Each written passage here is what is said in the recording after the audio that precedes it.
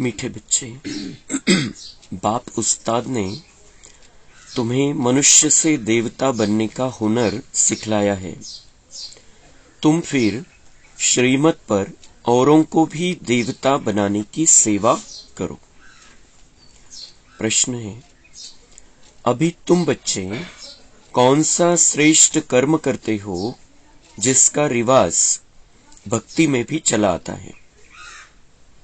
उत्तर, तुम अभी श्रीमत पर अपना तन मन धन, भारत तो क्या विश्व के कल्याण अर्थ अर्पण करते हो। इसी का रिवाज भक्ति में मनुष्य ईश्वर अर्थ दान करते हैं।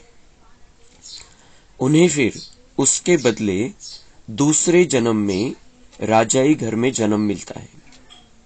और तुम बच्चे संगम पर बाप के मददगार बनते हो तो मनुष्य से देवता बन जाते हो।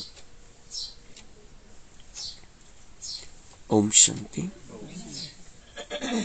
बाप बच्चों को समझाते हैं। जब बच्चे समझते हैं तब फिर औरों को समझाते हैं। कोई हुनर सीखता है तो उसको फैलाता है।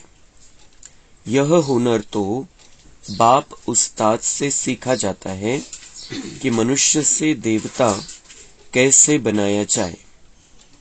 देवताएं जिनके चित्र भी है मनुष्य को देवता बनाते हैं, तो मतलब वह देवता अभी नहीं है। देवताओं के गुण गाए जाते हैं। सर्वगुण संपन्न, यहाँ कोई मनुष्य के तो ऐसे गुण नहीं गाए जाते। मनुष्य मंदिरों में जाकर देवताओं के गुण गाते हैं। भल पवित्र तो सन्यासी भी है, परंतु मनुष्य उन्हों के ऐसे गुण नहीं गाते। वह सन्यासी तो शास्त्र आदि भी सुनाते हैं। देवताओं ने तो कुछ नहीं सुनाया, वह तो प्रारब्ध भोगते हैं। पुरुषार्थ कर मनुष्य से देवता बने थे। अभी कोई में भी देवताओं जैसे गुण नहीं है। जहां गुण नहीं वहां जरूर अवगुण है। सतयुग में इसी भारत में यथा राजा रानी तथा प्रजा सर्वगुण संपन्न थे। उनमें सभी गुण थे। उन देवताओं के ही गुण गाए जाते हैं। उस समय और धर्म थे नहीं। गुण वाले देवताएं थे सतयुग में और अवगुण वाले मनुष्य है कलयुग में। अब ऐसे अवगुण वाले मनुष्य को देवता कौन बनाए? यह महिमा तो है परमपिता परमात्मा की। है तो देवताएं भी मनुष्य, परंतु उनमें गुण है, इनमें अवगुण है। गुण प्राप्त होते हैं बाप से, जिसको सतगुरु भी कहते हैं। अवगुण प्राप्त होते हैं माया रावण से। इतने गुणवान फिर अवगुणी कैसे बनते हैं? सर्वगुण संपन्न और फिर सर्व अवगुण संपन्न कौन बनाते हैं? यह तुम बच्चे जानते हो। गाते भी है, मुझ निर्गुण हारे में कोई गुण नहीं। देवताओं के कितने गुण गाते हैं। इस समय तो वह गुण किसी में नहीं है। खान पान आदि कितना गंदा है। देवताएं हैं वैष्णव संप्रदाय और इस समय के मनुष्य हैं रावण संप्रदाय। खान पान कितना बदल गया है। सिर्फ ड्रेस को नहीं देखना है, देखा जाता है खान पान और विकारीपन को। बाप खुद कहते हैं मुझे भारत में ही आना पड़ता है। ब्रह्मा मुख वंशावली ब्राह्मण ब्राह्मणियों द्वारा स्थापना कराता हूं। यह ब्राह्मणों का यज्ञ है ना। वह विकारी ब्राह्मण कुख वंशावली, यह है मुख वंशावली। बहुत फर्क है। वो साहूकार लोग जो यज्ञ रचते हैं उसमें जिस्मानी ब्राह्मण होते हैं। यह है बेहद का बाप, साहूकारों से साहूकार, राजाओं का राजा। साहूकारों का साहूकार क्यों कहा जाता है?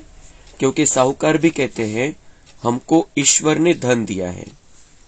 ईश्वर अर्थ दान करते हैं तो दूसरे जन्म में धनवान बनते हैं।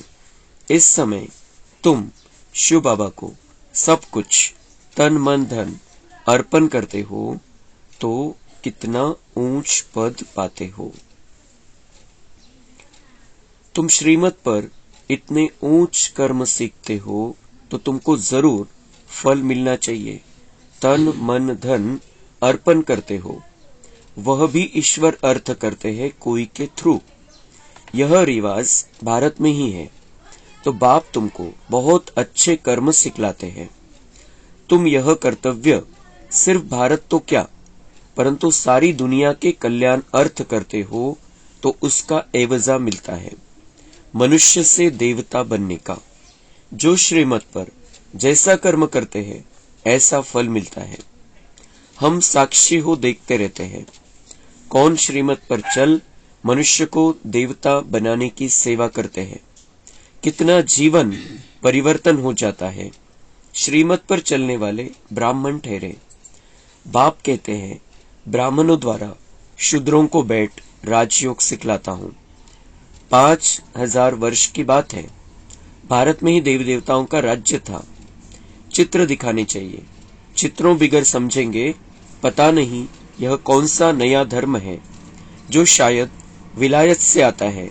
चित्र दिखाने से समझेंगे यह देवताओं को मानते हैं। तो समझाना है कि श्री नारायण के अंतिम 84वें जन्म में परमपिता परमात्मा ने प्रवेश किया है और राजयोग सिखला रहे हैं। यह उनके 84वें जन्म का भी अंत है। जो सूर्यवंशी देवता थे उन सभी को आकर फिर से राजयोग सीखना है। ड्रामा अनुसार पुरुषार्थ भी जरूर करेंगे। इस समय 84वें जन्म में पूरे बेगर जरूर बनना है। आत्मा बाप को सब कुछ सरेंडर करती है। यह शरीर ही अश्व है जो स्वाहा होता है। आत्मा खुद बोलती है हम बाप के बने हैं, दूसरा न कोई।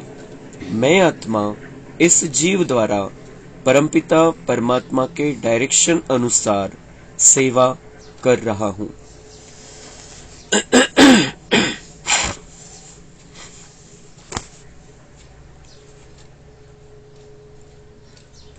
तर सगळ्यात महत्वाची गोष्ट बाबा म्हणताय, मैं आत्मा इस जीव द्वारा परमपिता परमात्मा के डायरेक्शन अनुसार सेवा कर रहा हूं। मैं आत्मा इस शरीर के द्वारा पहिले स्वतःला आत्मा समजायचे, ती जाणीव ठेवायची, ते अनुभवामध्ये ठेवायचे। मैं आत्मा हूं, शरीर में विराजमान हूं और इस जीव द्वारा म्हणजे या शरीराद्वारे मी परमपिता परमात्म्याच्या डायरेक्शन अनुसार सेवा करतोय। बाबा का जो डायरेक्शन मुरली से हमें मिलता है उस अनुसार हमें सेवा करनी है। कौन कर रहा है सेवा? मैं आत्मा कर रहा हूं। कैसे कर रहा है? इस शरीर के द्वारा। या शरीराच्या माध्यमातून मी सेवा करतोय। म्हणून मी तर आहेच, मी तर सेवा करतोच आहे, पण ज्या शरीराच्या माध्यमातून सेवा करायची आहे त्याचीही काळजी आपल्याला घ्यायची आहे, त्याचंही लक्ष ठेवायचं है। लेकिन भान क्या रहना चाहिए? बुद्धि में रहना चाहिए मैं आत्मा हूं, सेवा मुझे करनी है। ये गाड़ी मिली है मुझे सेवा करने के लिए, इस गाड़ी में बैठकर मुझे सेवा करनी है। और क्या सेवा करनी है? ये जो सृष्टि जिसमें अभी आसुरियत आ गई है, आसुरी अवगुण आ गए हैं, सभी देवताओं से फिर मनुष्य लेवल पर पहुंचे, मनुष्यों से अभी जानवरों जैसी हालत हो गई है। ऐसी सृष्टि जिनमें विकार ही विकार भरे पड़े हैं, ऐसे मनुष्यात्माओं को देवता बनाना, ये सेवा करनी है। सबसे महत्वपूर्ण सेवा है, सबसे ऊंची सेवा है कि मुझे मनुष्य को देवता बनाना है। और फिर हम यह कार्य करते हैं अपने तन मन धन से। अपना तन मन धन हम ईश्वरीय कार्य में लगाते हैं और उसके आधार से हम मनुष्यों को देवता बना देते हैं और उसका एवजा, त्याचा मोबदला आपल्याला भेटतो 21 जन्माची राजाई, 21 जन्म सर्वश्रेष्ठ आणि 5000 वर्षाचं सुंदर भाग्य। इस एक जन्म में तन मन धन हमें संपूर्ण रीति से बाबा पर अर्पण कर देना है। सब कुछ बाबा का समझना है। बाबा के कार्य में मेरा मन लगना चाहिए, मेरा तन लगना चाहिए, मेरा धन लगना चाहिए। मग हे जे आपण करतो संगम युगामध्ये संगम युगामध्ये जे हे आपण करतो त्याचं मग त्याची यादगार, त्याचा रिवाज भक्ती मार्गामध्ये काय सुरू झाला, त्यांनी दान द्यायला सुरुवात केली। दान द्यायला सुरुवात केली। एका जन्मामध्ये दान दिलं, हॉस्पिटलसाठी दान दिलं समजा, तर पुढच्या जन्मामध्ये त्याची तब्येत चांगली राहिली। पुढच्या जन्मामध्ये बाकीच्या गोष्टी वेगळ्या, पण तब्येत चांगली राहिली। एका जन्मामध्ये मंदिर बनवलं, त्याची तो पुढच्या जन्मामध्ये थोडा धार्मिक वृत्तीचा बनला। पण बाकी मग शरीराचा प्रॉब्लेम असू शकतो, नातेवाईकाचा प्रॉब्लेम असू शकतो, काही असू शकतं, लेकिन वो भी मिलता है एक जन्म के लिए, और एक बात मिलती है अच्छी, बाकी बातों की कोई गारंटी नहीं। लेकिन हम जो अभी संगम युग पर अपना तन मन धन बाबा की सेवा में समर्पित कर देते हैं, अपने आप को बाबा पर अर्पण कर देते हैं, उसका एवजा हमें मिलता है कम से कम 20 जन्म और ये संगम युग का एक जन्म, 21 जन्म। इसका एवजा हमें मिलता है तन मन धन जन संबंध संपर्क, सभी प्रकार का सुख होगा और कंटिन्यूअस होगा, कोई ब्रेक नहीं, उसमें एक सेकंड का भी ब्रेक नहीं रहेगा। कंटिन्यूअस सुख में रहेंगे हम। उसका कारण संगम युग में हम अपने आप को बाबा पर अर्पण कर देते हैं, और उन्होंने इसका एक यादगार बना लिया। थोड़ा कुछ कर देना तो कुछ न कुछ प्राप्ति होगी, और उनको बाकी बातें तो पता ही नहीं है, मनुष्य जन्म में जाना है, क्या होना है, कितने जन्म है, त्या गोष्टी काही माहिती नाही। पण आपण हे जे काही केलेलं आहे, तन मन धन अर्पण केलेले बाबावरती, त्याची फक्त एक यादगार, एक प्रतीक म्हणून त्यांनी ते दान करायला सुरुवात केली। लेकिन वो उसकी जो प्राप्ति है, उसका जो सच्चा हिसाब है, वो तो हम बनाते हैं। और हमारा हिसाब जो तन मन धन हम ईश्वरीय सेवा में लगाते हैं, हमारा हिसाब इस सृष्टि के रचयिता सर्वशक्तिवान परमपिता परमात्मा शिव बाबा से है। जिसके लिए हमने सेवा की, जिसके लिए हमने हमारा धन लगाया, उससे हमारा हिसाब नहीं है संगम युग में। जिसकी सेवा की उससे हिसाब नहीं है। सेंटर पर हमने दिया, सेंटर की दीदी से हमारा हिसाब नहीं है। मधुबन में दिया, मधुबन से हमारा हिसाब नहीं है, क्योंकि सतयुग में मधुबन भी नहीं है। हमारा हिसाब जो भी हम 1 रुपया लगाते ईश्वर के कार्य में, 1 रुपए का हिसाब भी शिव बाबा देगा, डायरेक्ट है। अभी बाबा म्हणता है वो करते आए ईश्वर अर्थ, लेकिन किसी के थ्रू किया, किसी के थ्रू किया, इस देवता को अर्पण किया, उस देवता को अर्पण किया, और कहते रहे ईश्वर अर्थ कर रहे हैं, पण कोणीतरी माध्यम बनवलं त्यांनी, आणि ते माध्यम पण कोण आहे त्याच्याविषयी काही माहितीच नाही। लेकिन हमारा हम जो कुछ भी करते हैं, एक संकल्प करते हैं हम किसी की सेवा के लिए, तो वो उससे हिसाब नहीं बनता है हमारा संगम युग में। हमारा हिसाब बनता है शिव बाबा से। उसका रिटर्न हमें डायरेक्ट शिव बाबा देगा, और उसकी वो देता कैसे है, हमारे अंदर रिकॉर्डिंग होती जाती है, आत्मा में वो रिकॉर्डिंग होती जाती है। ऐसे नहीं कि फिर वो बाद में बाबा बैठेगा, फिर इसने क्या क्या किया एक एक बात को देखेगा और फिर उस अनुसार रिकॉर्ड करेगा, ऐसे नहीं होता है। हम जिस समय किया हमने, उसी समय रिकॉर्डिंग हो गई, अगले कल्प के लिए वो रिकॉर्डिंग हो जाती है, और वही हम साथ में लेकर आएंगे। तर खूप महत्वाचं आहे, हा जो समय आपल्याला भेटलेला आहे संगम युगातला शेवटचा समय, त्यावेळेला हे क्लिअर बुद्धीमध्ये ठेवायचं आहे। हम जो कुछ भी कर रहे हैं, एक संकल्प अच्छा किया, शिव बाबा से हिसाब है मेरा, आणि तो स्वार्थ ठेवून आपल्याला नाही करायचं आहे, पण हे पक्क ठेवायचंय बुद्धीमध्ये कि ये ऑटोमेटिक है। मैं अच्छा सोचूंगा, मेरा अच्छा होगा अगले कल्प में। किसी के बारे में शुभ भावना रखी, उसका हिसाब शिव बाबा देगा मुझे। वो आत्मा दे न दे, हम किसी के प्रति शुभ भावना रखते हैं, शुभ कामना रखते हैं, इसका भला हो जाए, इसका कल्याण हो जाए, लेकिन हम जो भावना रखते हैं वो सामने वाला आत्मा उसको समझता नहीं है, नहीं, उसकी नहीं है समझने की कैपेसिटी, और वो हमारे से उल्टा भी चल सकता है। उससे कोई मतलब नहीं होना चाहिए हमें। हमने शुभ भावना रखी, हिसाब बाबा ने पकड़ लिया उसका, और हमारे अंदर वो रिकॉर्डिंग हो गई। तो बस इतना ही बुद्धी में रखना है हमें। आता कोणाकडूनही काही अपेक्षा करायचे दिवस संपलेले। हर एक का अपना अपना हिसाब किताब है, हर एक की अपनी अपनी रिकॉर्डिंग है। तो इतना डायरेक्ट है हमारा शिव बाबा से हिसाब। अभी संगम युग की ये जो गिना चुना समय बचा है, 2 साल है, 4 साल है, 5 साल है, हमारे लिए कितना है हमें पता नहीं है। संपूर्ण है अभी 13 साल बचे हैं, 13 या 14 साल बचे हैं। जर आपण 2036 पर्यंत या धर्तीवरती राहिलो तर 14 वर्ष राहिलेले, पण माहिती नाहीये या सेकंदामध्ये आपण बोलतोय, पुढच्या सेकंदाला काय होईल माहिती नाहीये। तो जितना समय हमें बाबा ने दिया है, उतना एक एक सेकंड, एक एक श्वास हमें सफल करना है। किसी के भी प्रति मैंने अशुभ भाव अभी मन में रखा, तो वो उसका हिसाब 100 गुना होके लौट कर आएगा मेरे पास, ये पक्का है वैसे।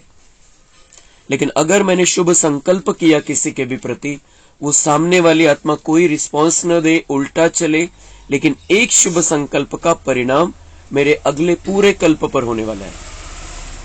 तर म्हणून हे बाबा जे सांगतो त्याच्या मागचं रहस्य आपण समजून घ्यायचंय कि तुम तन मन धन अर्पण करते हो और उसका एवजा डायरेक्ट शिव बाबा देता है, डायरेक्ट शिव बाबा देता है। तो जो भी समय, श्वास, संकल्प, ज्ञान, गुण, शक्तियां, जो कुछ भी हमें मिला है, वो सब अब हमें डायरेक्ट ईश्वर अर्थ सेवा पर लगाना है। अपने आप को आत्मा समझकर इस शरीर में बैठकर हमें सबका कल्याण करना है।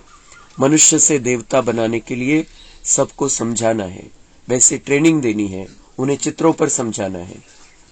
बाबा हमारे लिए आया है और बाबा सबसे बड़ा उस्ताद है।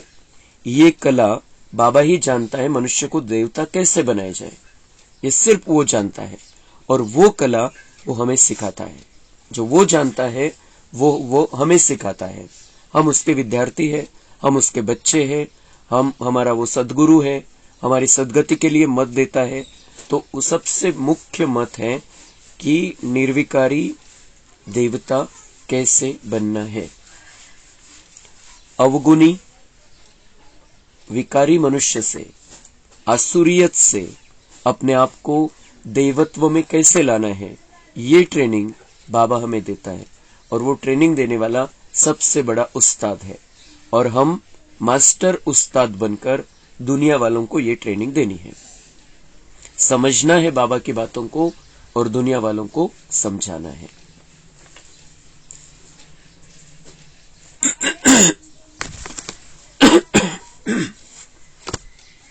बाप कहते हैं योग भी सिखाओ और सृष्टि चक्र कैसे फिरता है वह भी समझाओ।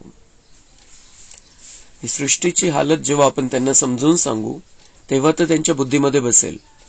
कारण नुसतं योग शिकवून नाही होणार कि हम बस ये राजयोग सिखाते हैं आपको, अपने आप को आत्मा देखो, फिर परमात्मा ऐसा है, सिर्फ उससे नहीं होगा। कारण त्यांना एकदा ही सृष्टीची हालत लक्षात आली पाहिजे की पहिले कसं होतं, मग कसं परिवर्तन झालं। जी 84 जन्माची कहाणी आहे, जे शिडीचं चित्र आहे, दुनियावाल्यांना समजवण्यासाठी ते सगळ्यात महत्वाचं आहे। त्यांना ते जर बुद्धीमध्ये आलं, शिडी जर समजली की दुनिया कशी उतरत आलेली खाली, ते जर समजलं तर त्यांच्या बुद्धीमध्ये राजयोग पण येईल, त्यांच्या बुद्धीमध्ये बाबा पण बसेल। तो सबसे पहले म्हणजे बाबा तर म्हणतात कि जब तक उसे बाबा समझ में नहीं आता है तब तक उसे आगे समझाओ नहीं कुछ। लेकिन फिर भी आज की हालत ऐसी है, मनुष्य वो समझने की कैपेसिटी भी उसमें नहीं रही है कि बाबा क्या है, नहीं समझ सकता, उसकी कैपेसिटी नहीं है। मग जनरल बोलायचं आपण त्यांच्याशी पहिले की पहिले कशी दुनिया होती, मग कशी झालेली आहे, आणि त्याला आधार घ्यायचा आपण त्या शिडीच्या चित्राचा, 84 जन्माच्या कहाणीचा। समजवायचं बाबांवरतीच आहे। बाबा कोण आहे हे त्यांच्या बुद्धीमध्ये बसलं पाहिजे, पण एकदा ही दुनियेची हालत तर त्यांच्या बुद्धीमध्ये स्पष्ट झाली पाहिजे कि ये उतरती आई है, खराब होती जा रही है हालत, मनुष्य का स्वभाव बिगड़ता जा रहा है, पानी, हवा, सब कुछ खराब होता जा रहा है। लेकिन पहले कैसा था, सतयुग कैसा था, फिर त्रेता में कैसा था, फिर द्वापर में कैसे हुआ, और अभी कलयुग में क्या हुआ। कलयुग आहे हे तर सगळ्यांना मान्य आहे, सगळेजण मान्य करतात की आता कलयुग सुरू आहे। मग कलियुगाच्या आधी द्वापर होता, मग द्वापर कसा होता, त्रेता कसा होता, सतयुग कसा होता. ज्याची जी क्वालिटीवाली आत्मा आहे तिला तर पहिले बाबाविषयी समजवायचंय आपण, बाबावरती बुद्धी घेऊन जायची. पण आपल्याला लक्षात आलं की त्याला हे नाही, बाकीच्या गोष्टी नाही सांगायच्या, बाकीचे जे रहस्य बाबांनी सांगितलेले ते नाही सांगायचे, पण हे तर सांगू शकतो आपण दुनियेची हालत काय, आणि मग त्याला बाबावरती घेऊन यायचं. फिर ऐसी हालत में हमको कौन छुड़ाएगा फिर इसमें से.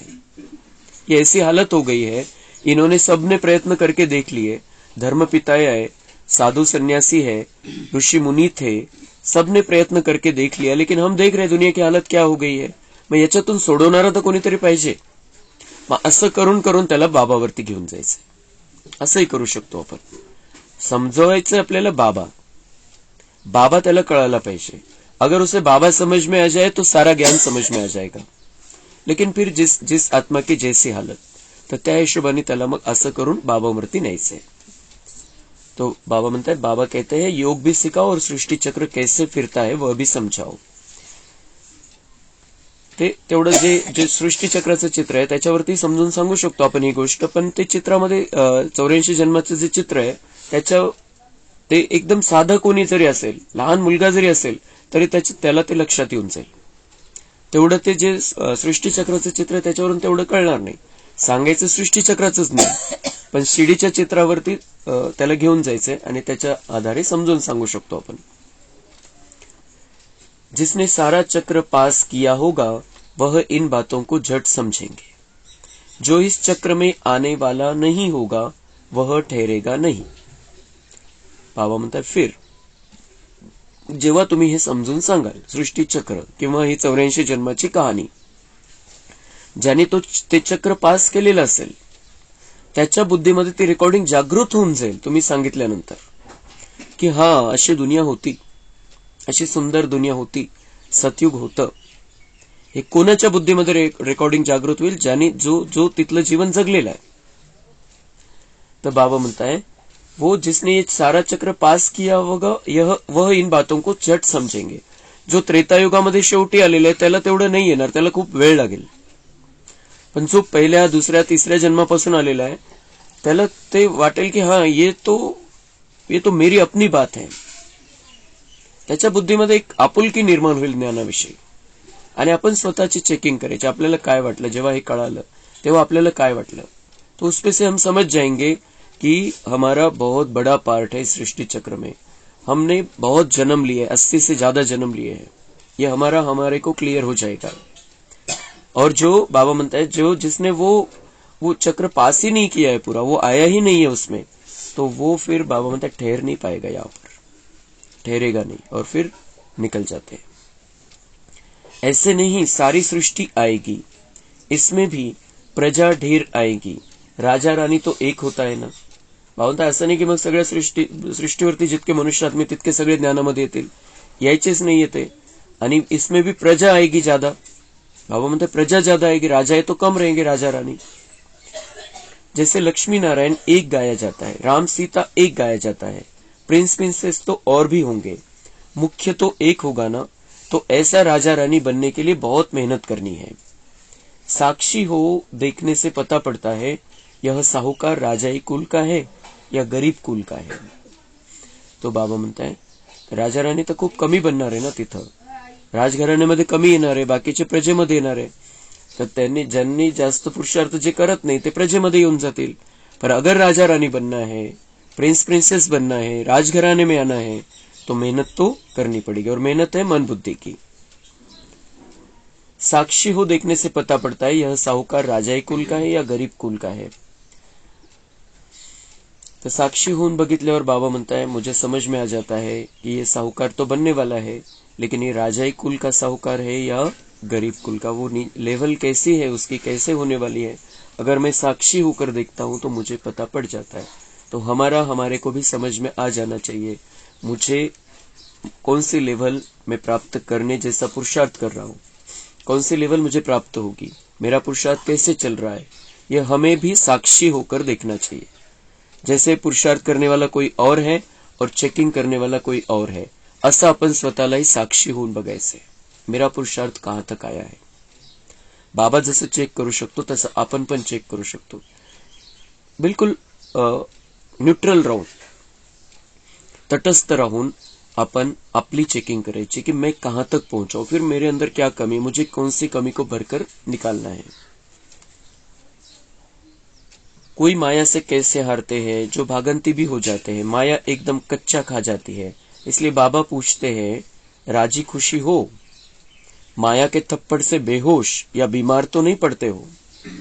तो बाबा सावधानी देत असतात कायम कि माया तो आपको हराने के लिए आई हुई है, वो तो आती है, वो तो आएंगी ही, वो तो अपना आखिरी दाव खेलेगी ही. ऐसे नहीं राजाई बहाल कर देगी तुम्हें आराम से, ऐसे नहीं, वो तो आएगी. म्हणून बाबा म्हणतात मी प्रश्न विचारतो, राजी खुशी हो. अगर खुश नहीं है संगम युग में तो माया पकड़ लेगी. संगम युग की खुशी अगर हमारे मन में नहीं है तो माया को चांस मिल जाता है. म्हणून बाबा म्हणतात माझा जो प्रश्न असतो कि बच्चे खुश हो, राजी खुशी हो, ये सवाल इसलिए रहता है कि माया के चक्कर में तुम पड़ोगे या नहीं पड़ोगे. अगर खुश है, संगम युग का जीवन आनंददायी जीवन है तुम्हारा, उमंग उत्साह भरा जीवन है, तो माया की ताकत नहीं, माया की औकात नहीं कि तुम्हें वो हरा सके या चैलेंज कर सके. अगर हमें संगम युग की खुशी है तो माया हमारा कुछ भी नहीं बिगाड़ सकती. इतने खुशी के वाइब्रेशन कि बाबा मिल गया, सब कुछ मिल गया, ये जो वाइब्रेशन है ये माया को नजदीक आने ही नहीं देंगे. तो जब हमारी खुशी गायब हो जाती है, हम किसी न किसी वजह से असंतुष्ट हो जाते हैं, किसी कोई न कोई इच्छा मान शान की अपेक्षा रहती है, उस समय माया को चान्स मिल जाता है. म्हणून बाबा म्हणतात जसं बाबा प्रश्न विचारतो तसं आपण पण साक्षी होऊन स्वतःला प्रश्न विचारायचा है, क्या मैं राजी खुशी हूं, क्या मैं खुश हूं. और नहीं खुश है तो खुशी को अपने अंदर प्रकट कर लेना है, बाबा से कनेक्शन जोड़कर उस खुशी को अपने अंदर जागृत कर लेना है. और खुशी के ऐसे वाइब्रेशन होने चाहिए कि माया का कोई वाइब्रेशन उसके अंदर आ न सके. बिलकुल हिम्मतच झाली नाही पाहिजे त्या 5 विकारांच्या व्हायब्रेशनची. आणि जर खुशीचं व्हायब्रेशन असेल तर इतकं शक्तिशाली व्हायब्रेशन येते की ते विकार आपल्याला, कारण आपण विकारांमध्ये का जातो की आपल्याला त्यामध्ये एक आनंद मिळतो. याला दुनियेमध्ये पण म्हणतात आसुरी आनंद. आसुरी आनंद की आपल्याला असं वाटतं एखाद्याने काही केलं, आपण त्याच्यावरती क्रोध केला तर आपल्याला असं वाटतं की हा मी जिंकलो. तो आसुरी आनंद है. तो अगर हम खुश रहेंगे कि मुझे बाबा मिला है, सब कुछ मिला है, मैं संगम युग में आ गया हूं, मैं देवता बनने वाला हूं, मैं विश्व का महाराजा बनने वाला हूं, ये खुशी अगर हमें रहेगी तो हम उन बातों में आनंद ढूंढेंगे ही नहीं, उन बातों में हमें आनंद ही नहीं आएगा. वो आसुरी बातें हैं, दुख का कारण है, तुरंत भी दुख देती है, प्रत्यक्ष फल भी दुख का है और अप्रत्यक्ष फल वो भी दुखदायी है. हे पक्क ठेवायचं आपल्याला. म्हणून बाबांचा हा प्रश्न आपण कायम आपल्यासाठी लिहून ठेवायचा आहे, बुद्धीमध्ये पक्का करायचा है. क्या मैं राजी खुशी हूं. बाबा पूछ रहा है, बाबा मुझे देख रहा है और बाबा पूछ रहा है राजी खुशी हो बच्चे. कानामध्ये बाबांचा तो शब्द कंटिन्यू आपल्याला ऐकू आला पाहिजे की जसं बाबा मला विचारतोय, बच्चे राजी खुशी हो. अगर राजी खुशी है तो संगम युगी जीवन सुवर्णमयी हीरे जैसा जीवन हमारा बन जाएगा और भाग्य का तो हिसाब ही नहीं कितना हम भाग्य बना लेंगे. तर सगळ्यात महत्वाची गोष्ट आहे खुश राहणं संगम युगामध्ये.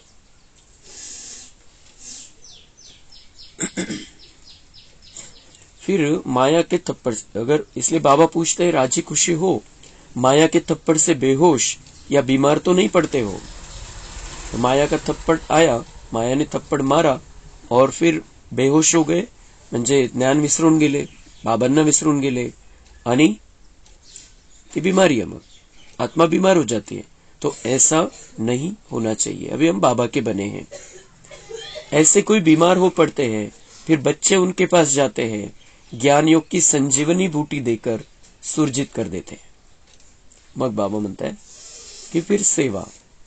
बाबा के बच्चे, ब्राह्मण बच्चे भी ऐसे माया के वश होकर बीमार हो जाते हैं, बेहोश हो जाते हैं, तो दूसरे जो बाबा के बच्चे हैं उनका ये कार्य होता है कि संजीवनी बूटी, ज्ञान योग की संजीवनी बूटी देकर उन्हें फिर से जागृत करे, फिर से सुरजित करे, फिर से उन्हें बाबा का ज्ञान समझा दे।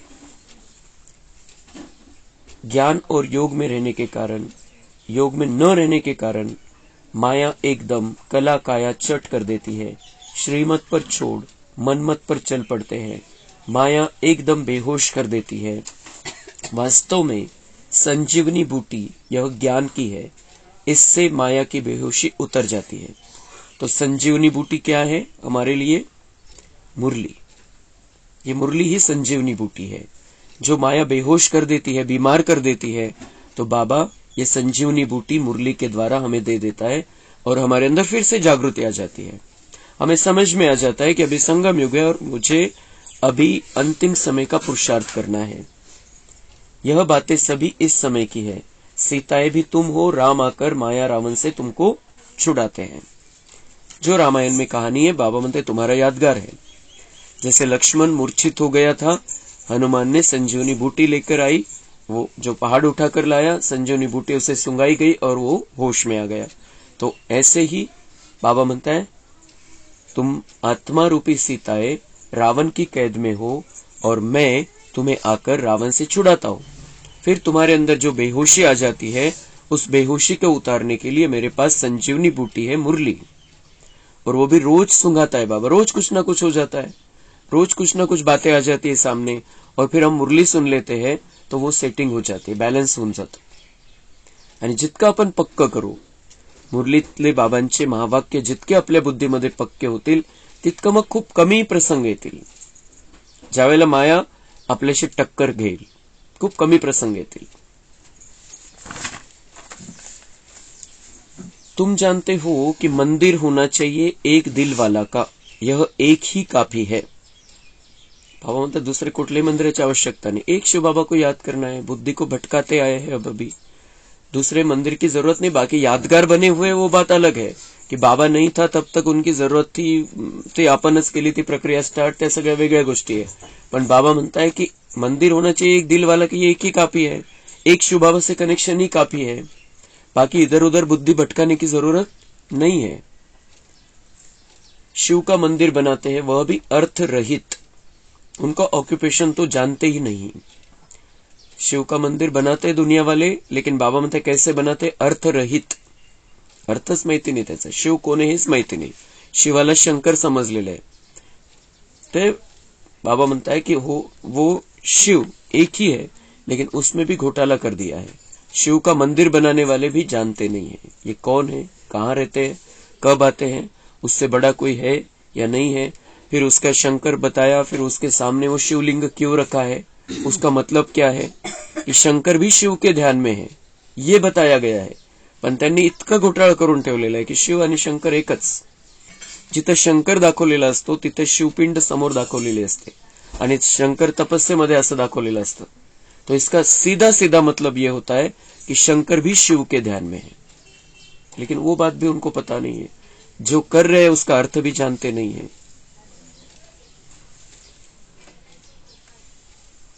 मंदिर बनाए, ऑक्यूपेशन को न जाने तो क्या कहेंगे? जिसका मंदिर बनाया उसके ऑक्यूपेशन को ही जानते नहीं, उन्होंने क्या किया, कब थे, अभी कहां पर है, कुछ नहीं जानते। किसी का भी मंदिर बनाते हैं उसके बारे में जानते नहीं, तो मग काय त्याला अर्थ नहीं है ते मंदिर बनवलेला। जब स्वर्ग में देवताएं हैं तो मंदिर होते नहीं। जो मंदिर बनाते हैं उनसे पूछना चाहिए लक्ष्मी नारायण कब आए थे, उन्होंने क्या सुख दिया था, कुछ समझा नहीं सकते। इससे सिद्ध है कि जिनमें अवगुण है वह गुणवान के मंदिर बनाते। तो बाबा म्हणते सतयुगामध्ये तर सगळे देवता आहे, तर तिथं मंदिराची आवश्यकता नाही, तिथं कोणी मंदिर बनवत नाही। मग जेव्हा अवगुण यायला लागतात स्वतःमध्ये, तेव्हा मग जे गुणवान होते मनुष्य, त्यांच्या आधी होऊन गेलेले, त्यांचे मंदिर बनवले जातात। तो अभी ये जो हमारे मंदिर बनना चालू हुए, जो द्वापर के मध्य से या कलयुग के स्टार्टिंग से ज्यादा मंदिर हमारे बने हैं। पहले तो शिव के मंदिर थे, फिर लक्ष्मी नारायण के बने, फिर बाकी देवी देवताओं के बने। तो ये द्वापर का लगभग एंड का समय, उस समय हमारे मंदिर बनना चालू होते हैं, हम आत्माओं के, जो बाबा के बच्चे हैं। तो हमें ऐसा गुणवान देवता बन जाना है। हमें मंदिर बनाना नहीं है। अभी जो मंदिर बना रहे हैं उनको हमें समझाना है कि ये कौन थे, और हमें वैसा बन जाना है। हमें गुणवान देवता बनना है। जो अवगुण वाले होते हैं वो गुणवान देवताओं के मंदिर बनाते हैं। तो गुणवान देवता हम कब बने थे? संगम युग में। तो अभी हमें फिर से गुणवान बन जाना है, सर्वगुणों से संपन्न बन जाना है। यहां सभी बैठे हैं, समझते हैं कि हम आत्माएं हैं, बाप बैठा है। आत्म अभिमानी हो बैठना इसको कहा जाता है। सभी ऐसे नहीं बैठे हैं कि हम आत्मा हैं, बाबा के सामने बैठे हैं। अब बाबा ने याद दिलाया है तो स्मृति आएगी, अटेंशन देंगे। तो जब हम मुरली सुन रहे हैं, बाबा म्हणता स्थिति काय पाहिजे? हम आत्माएं बाबा के सामने बैठे हैं। मुरली किसकी चल रही है? बाबा की चल रही है। जहां मुरली क्लास होता है बाबा का गुप्त वाइब्रेशन आता है, बाबा गुप्त रीति से चक्कर लगाता है। म्हणून भावना ही पाहिजे। कोई साधारण मनुष्य मुरली सुना रहा है, ये अगर बुद्धि में रखेंगे तो मुरली का उतना रस आएगा नहीं और उतना महत्व भी बुद्धि में नहीं बैठेगा। जब हम ये समझकर बैठेंगे मैं आत्मा हूं और परमात्मा बाबा मेरे सामने है, मेरे सामने गुप्त रीति से दिखाई नहीं दे रहा है, कहीं भी है, वो मेरे सिर के ऊपर आ गया है, मेरे राइट साइड में है, मेरे लेफ्ट साइड में है, कहीं पर भी है, लेकिन है बाबा। तो बाबा के सामने मैं बैठा हूं। निमित्त माध्यम कोई भी हो सकता है उसके महावाक्य सुनाने के लिए, लेकिन वो महावाक्य किसके है? ज्ञान किसका है? समझाने कौन दे रहा है? सबसे बड़ा उस्ताद शिव बाबा, उसकी ये सारी ट्रेनिंग है। तो जो महावाक्य हम सुनते हैं क्लियर होना चाहिए, बाबा ने समझाया, बाबा ने मुझे समझाया, मैं आत्मा हूं। बुद्धि को कहीं भी भटकाना नहीं है। बाबा म्हणते यहां बैठे हैं लेकिन बुद्धि योग कहीं बाहर नहीं जाना चाहिए। ऐसे बहुत है जिनकी बुद्धि बाहर भागती है, यहां बैठे भी जैसे कि कान बंद है, बुद्धि बाहर में कान का दौड़ती रहती है। बच्चे जो बाप की याद में बैठे हैं वो कमाई कर रहे हैं। बहुतों का बुद्धि योग बाहर में रहता है, वह जैसे की यात्रा में नाही है। दोन गोष्टी बाबांनी सांगितल्या। जर बाहेरचं काही बुद्धीमध्ये येत असेल तर मुरली ऐकताना काय जसं काही कान बंद करून घेतलेले, बैठे हैं लेकिन कान बंद है, मुरली समझ में नहीं आ रही, वो सुनाई नहीं दे रही है क्योंकि बुद्धि बाहर भटक रही है। और दूसरा क्या कि वह जैसे कि यात्रा में ही नहीं है। मुरली सुनते समय बाहर की कुछ बातें याद आती है, हमारे कामकाज की कुछ बातें याद आती है, तो बाबा म्हणते जैसे यात्रा में ही नहीं है, ब्रेक घेतलेला है। मुरली क्लास में बैठे हैं लेकिन जैसे ब्रेक ले लिया है और कान बंद कर लिए हैं। तो ये बातें हमारे लिए कभी भी एक आधे दिन भी ऐसा नहीं होना चाहिए कि हम मुरली में आकर बैठे हैं और जैसे कि कान बंद कर लिए, कुछ अंदर जा ही नहीं रहा है, बाहर की बातें याद आ रही है, ऐसा नहीं होना चाहिए। क्योंकि हमारी ये यात्रा है और मुरली के माध्यम से हम ज्ञान तो लेते ही है, बाबा हमें ट्रेन करता है, और उसके साथ साथ बुद्धि योग बाबा से होगा तो 1 घंटे में हमारे विकर्म भी विनाश हो जाते हैं। बहुत सारे विकर्म जो दिन भर में चांस नहीं मिलता है, हमें दिन भर में कुछ न कुछ बातें आती है, हम बैठने का प्रयास करते हैं, अभी आधा घंटा बैठना है, 1 घंटा बैठना है, कुछ न कुछ आ जाता है। लेकिन जब हम मुरली क्लास में आते हैं, बाबा का मुरली क्लास है, इसमें बैठते हैं, हम बाबा की याद में बैठते हैं, तो ज्ञान भी जाता है और साथ साथ बाबा से कनेक्शन होने के कारण हमारे पाप कर्म भी भस्म हो जाते हैं। इसलिए मुरली क्लास को बहुत महत्व देना है और बार बार ये बुद्धि में रखना है, बाबा मेरे सामने है, कहीं पर भी है, कहीं से भी मुझे देख रहा है, उसकी नजरों में मैं हूं।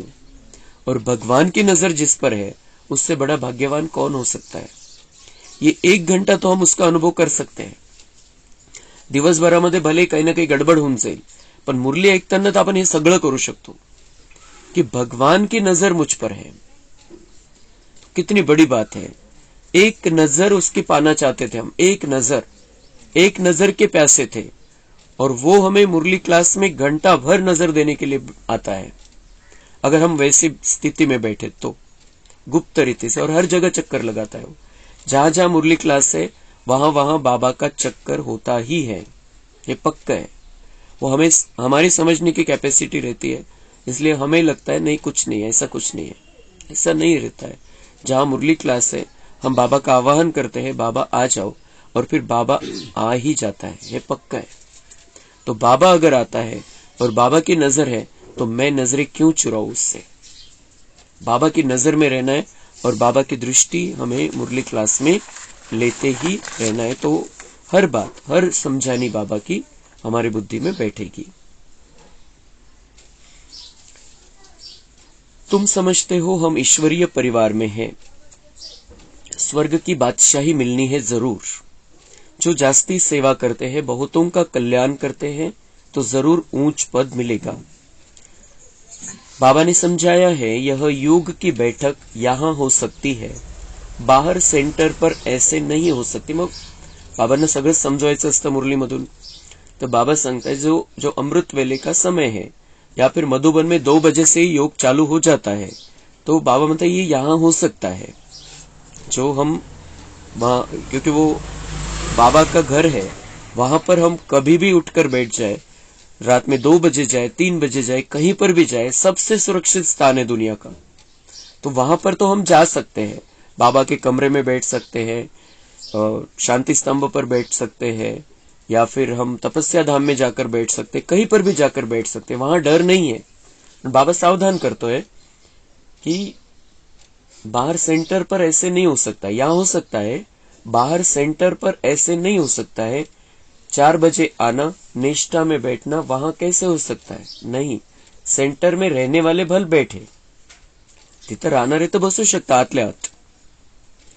बाहर वालों को भूले चूके भी कहना नहीं है, समय ऐसा नहीं है, यहां यह ठीक है, घर में ही बैठे हैं, वहां तो बाहर से आना पड़ता है, यह सिर्फ यहां के लिए है। तर बाबा म्हणता है कि ये समय को देखना है। पहले तो ठीक था, लेकिन अभी समय ऐसा नहीं है कि हम 3:30 बजे उठकर कहीं पर चले जाएं योग के लिए। 3:30 बजे उठकर 4 बजे से योग में बैठना है, तो ऐसे बाहर नहीं हो सकता है, सुरक्षित नहीं है वातावरण। म्हणून बाबा सावधान करत असतो, कारण सगळं बघायचंय बाबांना। नाहीतर मग बाबांनी जर सरसकट सांगितलं हाँ 4 बजे सेंटर पे जाके योग करना है, सेंटर पे जाकर ही योग करना है, तुम घरी बसले तर काही उपयोग नाही त्याचा, ऐसा नहीं सांगत। बाबा म्हणतात जहां पर हो वहां पर ही रहो, रात के समय में बाहर निकलना नहीं। बाबांनी तर असंही सांगितलं, पुढे चालून अशी वेळ येणार आहे की 7 नंतर, रात्री 7 नंतर तुम्ही घराच्या बाहेर नहीं पडू शकणार, ऐसी वेळ येणार है। तो इसलिए बाबा पहले से सावधान कर रहा है कि ये जो अमृत वेला का समय है, घर में बैठो, जो सेंटर पर है वो सेंटर पर बैठे। मधुबन में रहने वाले कहीं भी जा सकते हैं, कहीं भी उस एरिया में कहीं भी जा सकते हैं। बुद्धि में ज्ञान धारण होना चाहिए, हम आत्मा है, उनका यह अकाल तख्त है, आदत पड़ जाएगी। हम भाई भाई है, भाई से हम बात करते हैं, अपने को आत्मा समझ, बाप को याद करो तो विकर्म विनाश हो जाए। अच्छा, मीठे मीठे रूहानी बच्चों को रूहानी बाप दादा का याद प्यार, गुड मॉर्निंग और नमस्ते। हम रूहानी बच्चों का रूहानी बाप दादा को याद प्यार, गुड मॉर्निंग, नमस्ते। वहां बाबा वहां, शुक्रिया बाबा शुक्रिया। धारणा के लिए मुख्य सार है, ज्ञान योग की संजीवनी बूटी से स्वयं को माया की बेहोशी से बचाते रहना है, मनमत पर कभी नहीं चलना है। रूप बसंत बन सेवा करनी है, मम्मा बाबा को फॉलो कर तख्त नशीन बनना है। वरदान है, अपनी शक्तिशाली स्थिति द्वारा दान और पुण्य करने वाले पूजनीय और गायन योग्य भव। अंतिम समय में जब कमजोर आत्माएं आप संपूर्ण आत्माओं द्वारा प्राप्ति का थोड़ा भी अनुभव करेगी, तो यही अंतिम अनुभव के संस्कार लेकर आधा कल्प के लिए अपने घर में विश्रामी होंगी और फिर द्वापर में भक्त बन आपका पूजन और गायन करेंगे। इसलिए अंत की कमजोर आत्माओं के प्रति महादानी वरदानी बन अनुभव का दान और पुण्य करो। यह सेकंद का शक्तिशाली स्थिति द्वारा किया हुआ दान और पुण्य आधा कल्प के लिए पूजनीय और गायन योग्य बना देगा। खूप मोठं रहस्य बाबांनी सांगितलेलं आहे। वरदान तर दिलंच आहे आपल्याला, पण खूप मोठं रहस्य है। अंतिम समय में जब कमजोर आत्माएं आप संपूर्ण आत्माओं द्वारा प्राप्ति का थोड़ा भी अनुभव करेंगी, आपल्याला हे लक्षात घ्यायचं, आपल्याला आपली स्थिती कशी बनवायची। आता आपल्याला संपूर्ण अवस्थेपर्यंत पोहोचायचंय, 7 गुणांनी संपन्न बनायचंय, संपूर्ण बनायचंय आपल्याला। आणि मग जेव्हा विनाशकाळ असेल तेव्हा आत्मे आपल्या समोर येतील, आत्मे म्हणजे तसे आत्मेने शरीरामध्येच येतील, आपल्या समोर ते येतील आणि त्यांना काहीतरी आपण आपल्याद्वारे पाहिजे असेल, त्यांना माहिती आहे यांच्याकडे सगळं काही आहे, इनके पास सब कुछ है, इन्होंने सब कुछ प्राप्त कर लिया है, इनके पास शांति है, सुख है, आनंद है, प्रेम है, शक्ति है, ज्ञान है, पवित्रता है। तो वो किसी न किसी भावना से हमारे पास आएंगे और हमारी संपूर्ण स्थिति होगी, हमें उनको ज्ञान सुनाने की जरूरत नहीं पड़ेगी, हम उन्हें दृष्टि देंगे और उन्हें मुक्ति, जीवन मुक्ति का वरदान मिल जाएगा। वो भले ही द्वापर के बाद आएंगी आत्माएं, लेकिन शुरुआत में जैसे जीवन मुक्ति की अवस्था होती है, सतयुग त्रेता में नहीं आएंगे, लेकिन हमारी दृष्टि का परिणाम, हमने 1 सेकंड में उनको भरपूर किया है, उसका परिणाम, त्याचा परिणाम काय होईल कि यही अंतिम अनुभव के संस्कार लेकर आधा कल्प के लिए अपने घर में विश्रामी होंगी और फिर द्वापर में भक्त बन आपका पूजन और गायन करेगी। तो जो अनुभव त्यांनी घेतलेला आहे आपल्याकडून, त्यांना आपण सुख शांती दिलेली, दृष्टी दिलेली आहे, तो अनुभव ते सोबत घेऊन जातील। बाबा म्हणते ये अंतिम अनुभव के संस्कार साथ में लेकर फिर अपने घर में परम धाम में जाकर वो आत्माएं विश्राम करेगी और फिर द्वापर में आएगी नीचे और भक्त बनकर तुम्हारा पूजन गायन करेगी। द्वापर में नीचे आएगी और हमारे भक्त बनकर हमारा पूजन और गायन करेगी वो आत्माएं। क्यों? क्योंकि उस सेकंड में उनको जबरदस्त अनुभव हमने दिया होगा। तो 1 सेकंदाचा अनुभव आपल्या अर्ध्या कल्पाचे ते आपले भक्त बनून जातील। इतना मतलब म्हणजे ते भक्त बनण्यासाठी आपल्याला नहीं करायचंय काही, लेकिन हमारी स्थिति इतनी जबरदस्त होनी चाहिए कि उन्हें वो जो अनुभव है वो अनुभव वो साथ में लेकर जाए, खुशी खुशी अपना शरीर छोड़े, फिर परमधाम में बहुत आराम से 2500 साल तक विश्राम करे और फिर नीचे आए तो हमारा ही आधार उन्हें महसूस हो कि कोई तो है जो मुझे शांति दे सकता है, जो मुझे प्यार दे सकता है। तो इतकं आपल्याला आपली अवस्था अशी बनवून घ्यायची आहे। तो म्हणून बाबा म्हणताय, इसलिए अंत की कमजोर आत्माओं के प्रति महादानी वरदानी बन अनुभव का दान और पुण्य करो। म्हणून यासाठी हे सगळं व्हायचंय, हे सगळं तुम्हाला करायचंय।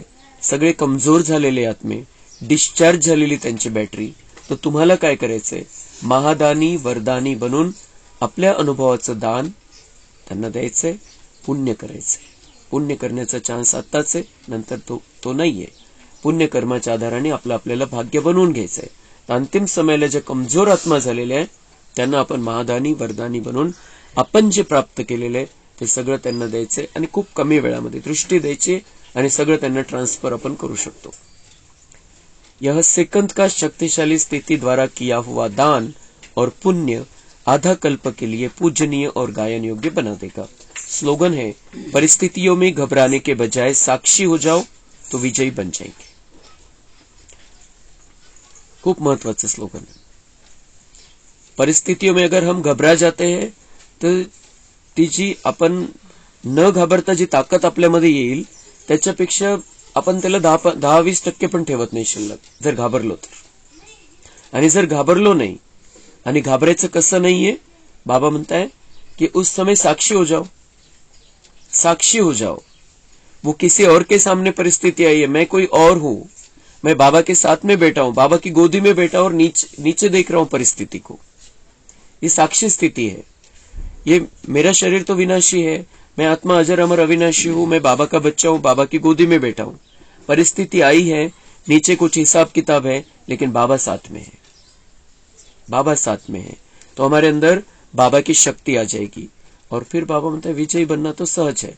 सिर्फ डरना नहीं है, घबराना नहीं है, हिम्मत नहीं हारनी है। अब क्या होगा, अब कैसे होगा, ऐसा कैसे हो गया, ऐसा मेरे साथ क्यों हुआ, ये सारी बातें डर की है, हिम्मत हारने की बातें हैं। लेकिन हम बाबा के बच्चे हैं, बाबा की गोदी में जाकर बैठ जाना है, बाबा का पक्का बच्चा बनकर रहना है, तो उसका परिणाम ये होगा कि हमारी हिम्मत बढ़ती जाएगी, शक्ति आ जाएगी हमारे अंदर और हम विजयी बन जाएंगे।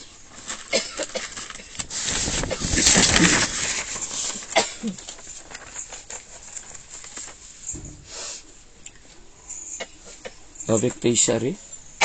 कोई भी कार्य करते व पार्ट बजाते सागर समान ऊपर से भले हलचल दिखाई दे, लेकिन अंदर की स्थिति नथिंग न्यू की हो। रचयिता और रचना के अंत को जानने वाले त्रिकालदर्शी आराम से शांति की स्टेज पर ऐसे स्थित हो जाए जो कोई भी कर्मेंद्रिय की हलचल आंतरिक स्टेज को हिला न सके। बाबा म्हणता है चाहे कुछ भी हो जाए, बाहर कैसे भी परिस्थिति हो जाए, अंदर हमारी स्थिति होनी चाहिए नथिंग न्यू, नव काहीच नाही। 5000 वर्षापूर्वी मी हे क्रॉस केलेलं आहे, मी विजयी बनलेलो आहे, बाबा माझ्या सोबत होते, बाबांनी मला मदत केलेली, संपूर्ण शक्ती मला बाबांनी अर्पण केलेली आहे, त्यांची शक्ती माझ्यामध्ये आलेली होती आणि मी परिस्थितीवरती विजय प्राप्त केलेला होता, हे पक्क सांगायचं आहे। तो बाबा म्हणतात ऐसे त्रिकालदर्शी आराम से शांति की स्थिति पर सेट होकर बैठ जाए। त्रिकालदर्शी स्थिति कि पहले भी ऐसे हुआ था, मैंने क्रॉस किया था, मैं क्रॉस करूंगा फिर से और फिर से मेरे सुंदर भविष्य का निर्माण होगा। तो ये अंदर एकदम शांति की स्थिति आ जाएगी, साक्षी दृष्टा बनकर रहना है और नथिंग न्यू। सगळ्यात महत्वाचा शब्द है नथिंग न्यू, नवीन काहीच नहीं। ये क्यों हुआ, कैसे हुआ, ये सवाल ही नहीं, नया नहीं है। 5000 साल पहले भी हुआ था, फिर से होना ही था, हुआ है, लेकिन अभी बाबा मेरे साथ में है और मैं मास्टर सर्वशक्तिवान हूँ। मेरे साथ में उस्ताद खड़ा है जो जिसके पास सब कुछ सारा ज्ञान है, वो उस्ताद मेरा उस्ताद है, मुझे ट्रेन कर रहा है, मुझे समझा रहा है, मुझे सिखा रहा है, तो मैं सब कुछ सभी हर बात में मैं विजयी हो सकता हूँ। हे जर बुद्धीमध्ये आलं तर आपली शांतीची स्थिती राहील, त्रिकालदर्शी अवस्थेमध्ये राहून आपण सगळ्या प्रॉब्लेमला बिलकुल फेस करू शकतो आणि त्याच्यावरती विजय प्राप्त करू शकतो।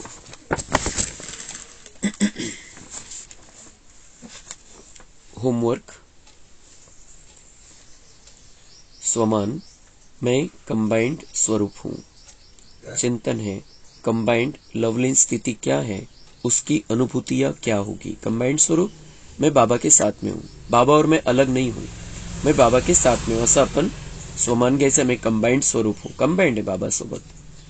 और मग त्याचा अनुभव काय राहील, अगर मेरे साथ में बाबा है, मैं बाबा के साथ में हूँ, मेरा और उसका साथ छूट नहीं सकता है, कंबाइंड है, एक झालेलं जसं दो जिस्म एक जान, हे जे आहे जे पिक्चर मध्ये वापरलं जातं ते आपल्याला ज्ञान मार्गामध्ये वापरायचं आहे।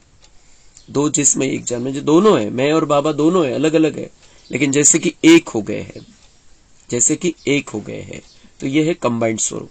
तो उसका अनुभव क्या होगा, सुंदर अनुभव रहेगा। बाबा अगर ईश्वर भगवान मेरे साथ में है तो उसका अनुभव क्या होगा, कितना सुंदर अनुभव होगा, उसका चिंतन करना है और उस स्थिति में रहना है। योगाभ्यास। जैसे आत्मा और शरीर कंबाइंड है, ऐसे सदा अनुभव हो कि बाप के साथ में आत्मा कंबाइंड हूं। कंबाइंड बन परमात्मा प्यार में लवलीन स्थिति का अनुभव करे। अच्छा, ओम शांति। कम बोलो, धीरे बोलो, मीठा बोलो, सत्य बोलो, सोच